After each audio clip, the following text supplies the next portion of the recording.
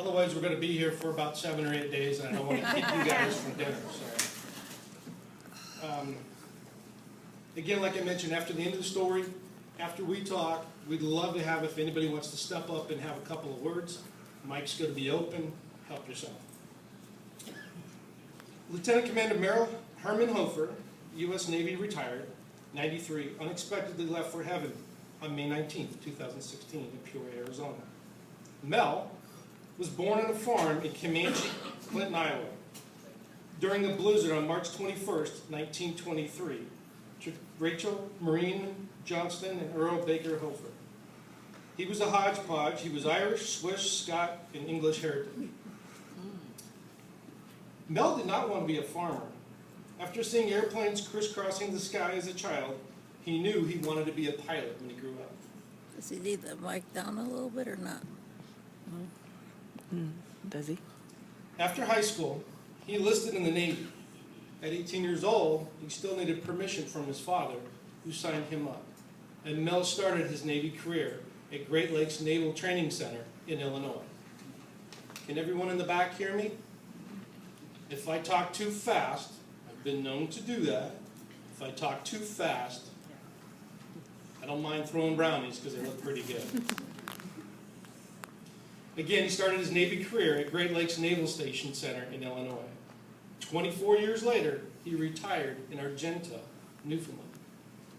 Soon after the attack on Pearl Harbor, he was assigned to the carrier USS Enterprise. World War II was hell, and Mel experienced it firsthand during the Battle of Midway and several other engagements. When Mel returned from the Pacific in June 1943, he married his sweetheart, Mildred Johnson, in Ireland.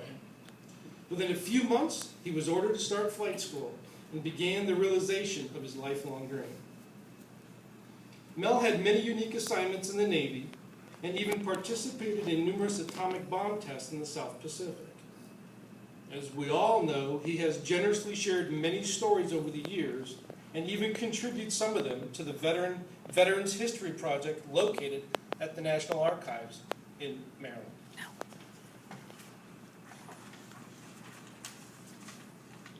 After Navy life in 1965, United Airlines hired him as a flight operations instructor in Denver, Colorado. Many students and many more trips around the world later, he again retired in 1985. Denver's high altitude and snow eventually convinced Mel and Millie to move down to the Valley of the Sun in 1995. They enjoyed entertaining in their lovely Sun City home for 9 years before deciding to call Freedom Plaza home. Since 2004, apartment 7722 has been theirs. They have made many new friendships here and were delighted when their best friends of more than 50 years, think about that, 50 years, Don and Jean Selling, moved in down the hall. Mel loved it here. He made his rounds almost every day and delivered Millie's handmade cards to birthday guys and gals. His spirit is still here, and you may sense him lingering around the bar at the 3 o'clock happy hour. Mel enjoyed being part of the lives of his 2 children, Jeff and Cheryl, their spouses, Debbie and John, their 6 great-grandchildren,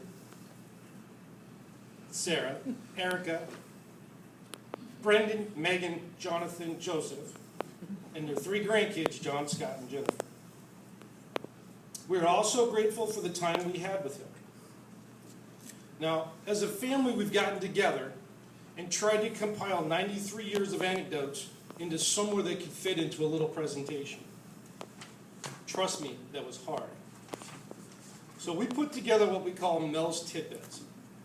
So if you'll hang with me, I'll read a couple of different tidbits from things in his life that got us a few chuckles. I'm sure some of you guys can relate. Some of Mel's hobbies. One of his favorite hobbies was woodworking. When his grandkids were very young, Mel thought it would be a great idea to purchase a Shopsmith, the Cadillac of home woodworking tools, so he can make toys for his grandkids. That's one of the ways that he loved to show his love for his family. Suddenly, there was a garage full of woodworking tools, and Mel was knee-deep into making toys for the grandkids. Too fast? A little bit louder, honey. Suddenly there was a garage full of tools, and Mel jumped in with both feet. We all know Mel didn't do anything half-assed. He made a kitchen set for his oldest granddaughter that made Whirlpool jealous. The child-sized set had a fridge and a freezer, complete with all the shelves and even the door cubbies. There was an oven that had actual burners made from the corners of hangers. And Mel even threw in the kitchen sink, literally, a plastic wash basin with storage area underneath. For his oldest grandson, he made a U.S. mail truck, foot-powered, with steering, seating, and storage. And the youngest grandson, he made a unique wooden toy box. The grandkids enjoyed it for many years, and it was made with such quality and love that when they moved to Arizona, they brought it in their moving truck with them for their great-grandchildren to use. All those people that felt Mel's ability and fortitude on this endeavor never met him. Mel 1, doubters 0. Golf. You're already laughing.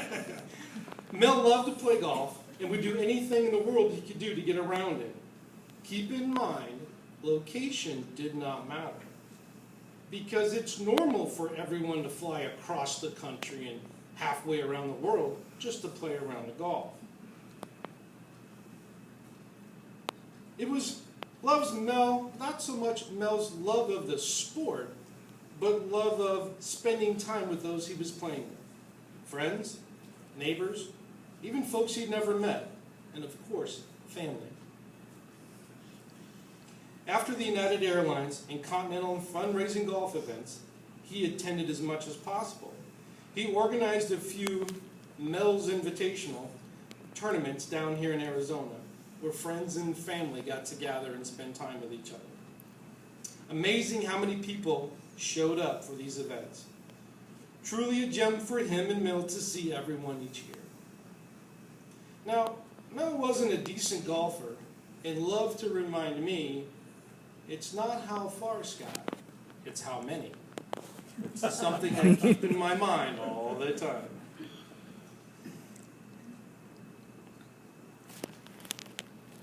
And his score always seemed lower than mine. However, Mel had a nemesis. That was water. Mel would swear that any form of water would lock onto his ball and change its course mid-flight in order for it to land in the water. Jeff and I played with him many times and actually remember seeing him teeing off at 90 degrees to the fairway to avoid the water. One of the best stories I ever heard is when Jeff and Mel were playing golf at Larry Air Force Base in Denver. After holing out, Mel began to get nervous because he realized there was water on the next tee box. After he got a lot of courage together, he said, "Jeff, I'm going to go for it," and proudly walked up toward the green, but first stopped to make sure that his balls were clean. So as he put them in the old-fashioned ball washer, loaded 2 of them in, and began to turn it around to make sure they were clean, he got a little bit more gusto and a little bit more gumption and turned it too hard, enough to catapult the balls out of the ball washer, bounce on the cart path, and both of them go right in the lake.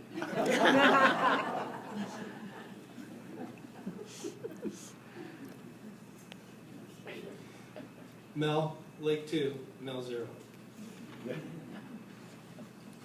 Travel. Mel had a little thing for travel, for those of you that don't know.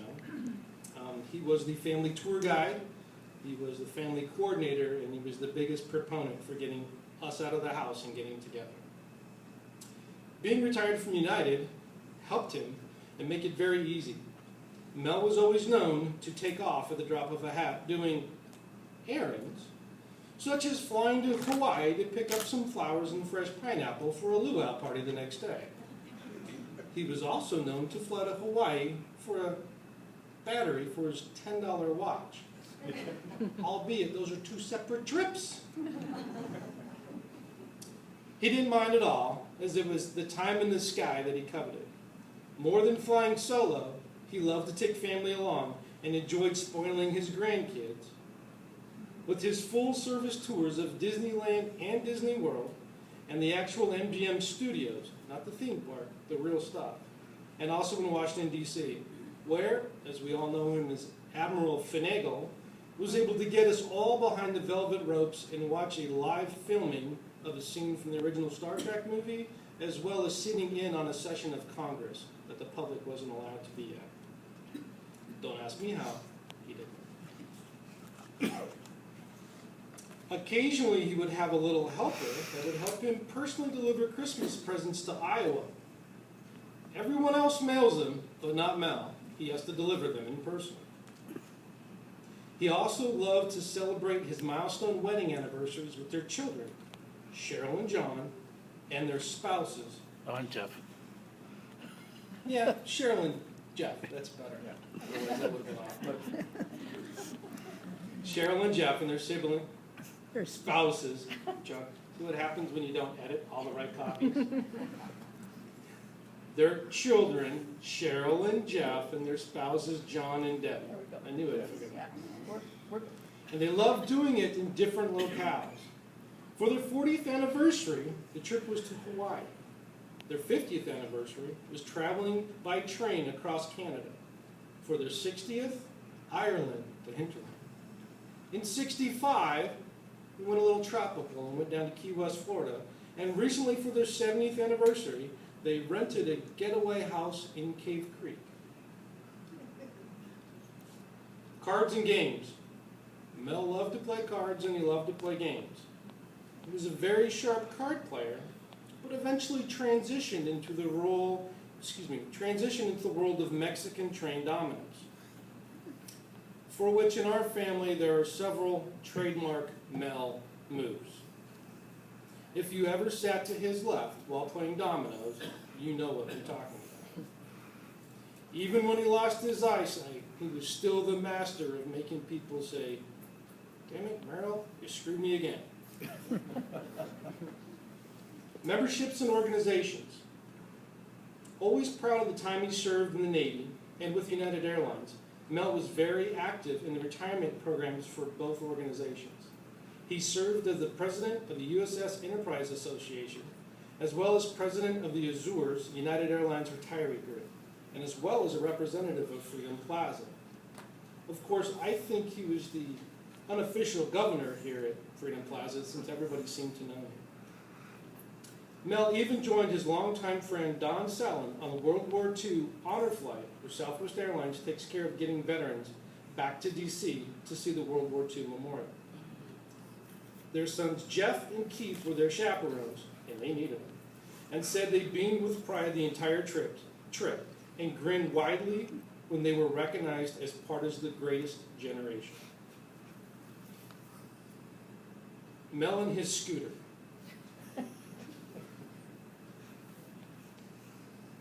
Y'all know there was no way we weren't going to talk about Mel and his scooter, because he loved this scooter and he loved to be able to make the rounds to see everybody. And one of his favorite events was taking Millie's birthday cards and delivering it to all the guys and gals in Freedom Plaza. If he would have looked into it, he probably could have retired from the U.S. Postal Service as well, too. No strangers. Every person Mel met was a potential friend, and he approached every meeting that way. After introducing himself, he always asked, "Where are you from?" Now, this was not just a courtesy question. See, Mel was doing a little recon. There was an 85% chance that no matter what your answer was, he'd either been there or been within 50 miles of there, and would quickly bring that conversation back home to make them feel comfortable. Now, the bonus factor is that since Mel made friends all over the earth, there was a 50-50 chance that with this stranger, he could name one of his friends or family members that was friends or family members with the stranger's friends or family members.